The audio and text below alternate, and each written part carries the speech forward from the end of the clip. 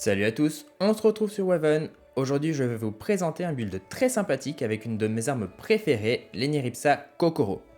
J'ai un peu attendu avant de faire un build dessus car je ne trouvais rien de vraiment sympa à jouer, mais depuis la sortie d'Albuera, c'est différent. On a gagné pas mal de trucs cool qu'on va voir tout de suite. Ce coup-ci, le build que je vais vous présenter est un build terre. On va jouer autour de la magie, de l'armure et aussi avec nos compagnons. Enfin surtout un, je vous laisse deviner lequel. Ce build est très puissant mais il demande pas mal de ressources pour être efficace. On va commencer par regarder les équipements. On a quasiment un full set Albuera, sauf le brassard.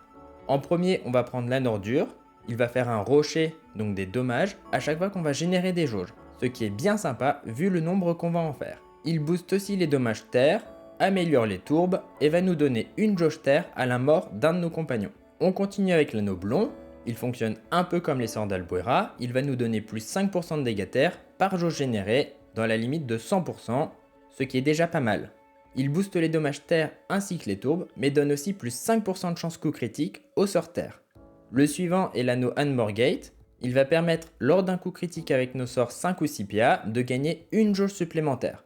Donc en gros, au lieu de gagner 2 jauges, on en gagnera 3. Il booste aussi les dégâts de nos sorts, et un peu l'attaque et la vie de nos compagnons.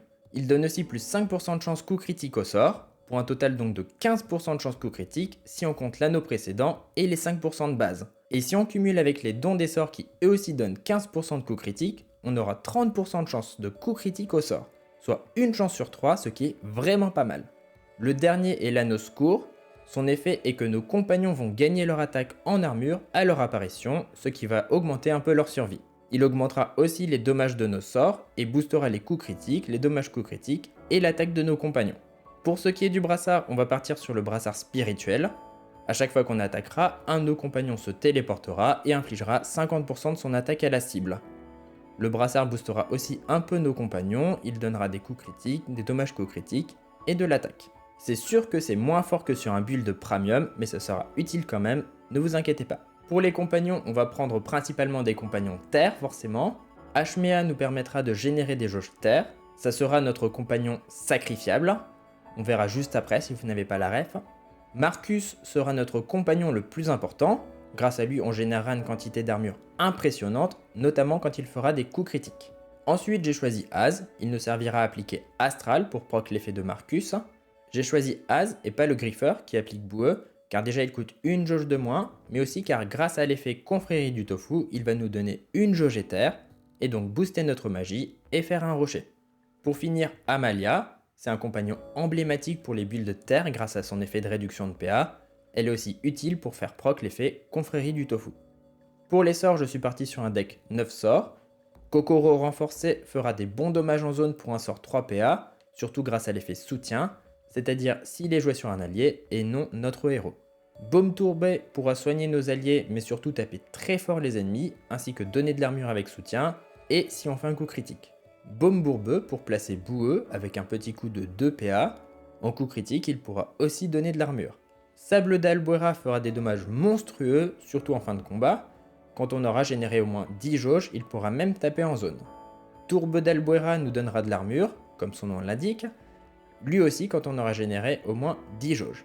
Le laboratoire de pierre nous permettra de générer des fioles, qui nous donneront de l'armure et des auras cœur de pierre. C'est très fort combiné avec Amalia qui va réduire le coût des fioles à seulement 1 PA. Sacrifice Kokoro sacrifiera un de nos compagnons pour nous faire gagner 3 jauges éther. Désolé Hmea. Lien d'amitié donnera un bouclier à un de nos alliés, mais surtout permettra de proc un soutien pour juste 2 PA. Et pour finir, prévention, un peu comme le sort précédent, donnera un ciblable pendant un tour à un de nos alliés, et permettra de proc un soutien pour 2 PA, qui nous fera aussi piocher un sort. Je parle beaucoup de soutien, mais à quoi ça sert? Eh bien, quand on déclenchera soutien, notre héros gagnera 50% de son attaque en armure. Ce qui est plutôt ridicule, on ne va pas se mentir. Mais ce qui est moins ridicule, c'est le premier passif de notre arme, Recyclage Kokoro, qui nous donnera une jauge du même élément que le sort quand on déclenchera un soutien. Et encore moins ridicule, le second passif Frappe Kokoro, qui infligera 50% de notre armure autour de nous quand on déclenchera soutien. Autant vous dire que quand on aura 3000 d'armure, ça fera très mal. Pour le reste des stats, j'ai mis full PV, car on a une base stat d'attaque vraiment ridicule, et même si on investit dedans, ça ne se verra pas trop. Allez, assez de blabla, on regarde ce que ça donne en combat. On va regarder ce que ça donne sur la quête 120 de l'île des Tofu. Avec ce build, on peut faire un peu tout ce qu'on veut. C'est surtout fort sur les combats longs, type boss ou monarque. Les premiers tours, on est assez passif, surtout si on n'a pas sacrifice direct dans la main. On va donc commencer à générer des jauges.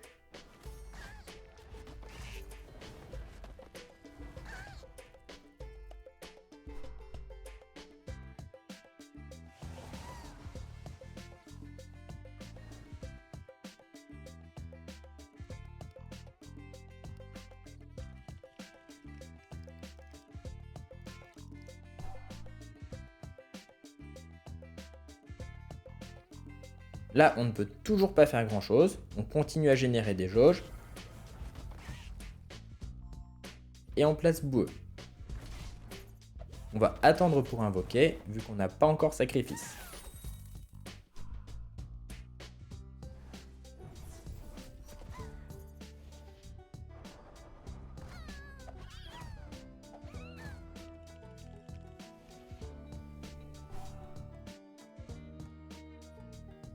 On va placer Hmea.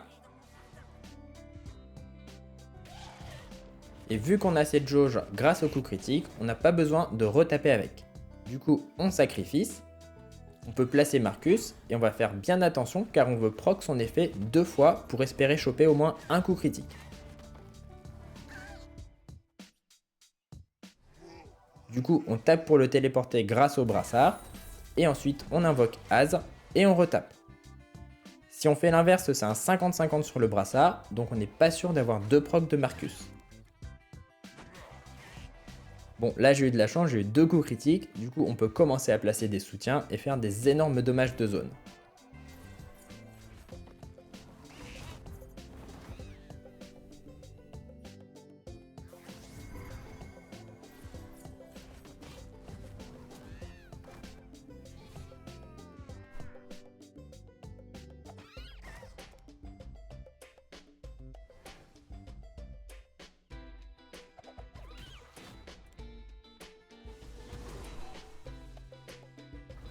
Là je pourrais vite finir le combat, mais je vais vous faire une petite démo de la force de frappe des sorts qui ne sont pas à négliger.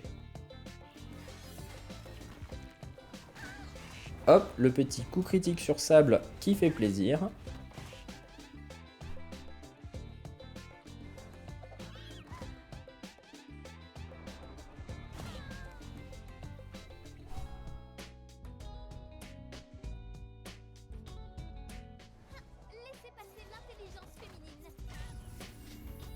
On va regarder ce que ça donne le labo.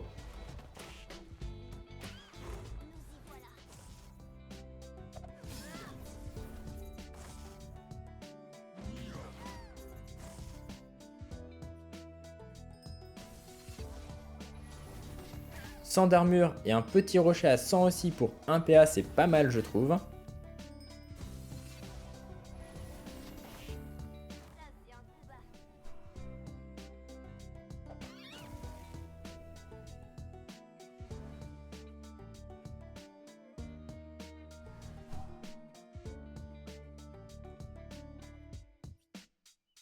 On a aussi Tourbe qui donne pas mal d'armure.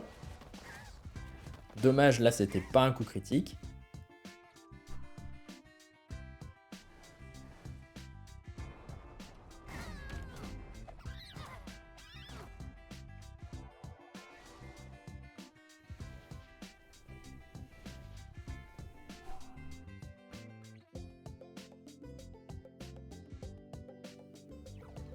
Et on a aussi Baume qui est un peu moins impressionnant, mais qui fait bien le taf je trouve.